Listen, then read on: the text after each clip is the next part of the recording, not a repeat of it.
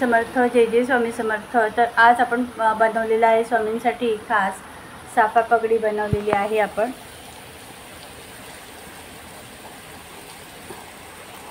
अशा प्रकारे आपण नवीन साफा पगडी बनवून झाली आपली। कशी वाटली नक्की सांगा। आणि पहिल्यांदाच आपण बनवलेला हा खड्यांचा मुकुट स्वामींसाठी। तर पहिलाच प्रयत्न माझा की खड्यांचा मुकुट बनवण्याचा। तर हा सुद्धा मुकुट तुम्हाला कसा वाटला नक्की सांगा। तर स्वामींचा गुरुपौर्णिमा सुद्धा जवळ येत आहे, त्यासाठी मी स्वामींना मला खूप आवड आहे की स्वामींसाठी वेगवेगळे मुकुट बनवायचे।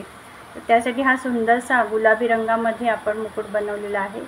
यामध्ये पण मी आकाशी आणि निळ्या रंगाचे कुंदन वापरले। तर हे तीनही मुकुट तुम्हाला कसे वाटले जरूर सांगा।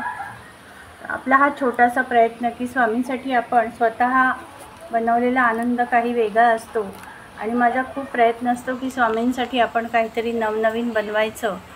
तर हा साफा पगडी आपण ही सुंदरशी बनवलेली आहे। बांधणीमधल्या कपड्यापासून आपण हे तयार केली। तर कशी वाटली नक्की सांगा।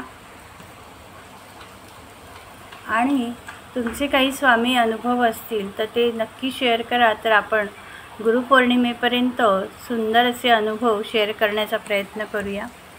श्री स्वामी समर्थ, जय जय स्वामी समर्थ।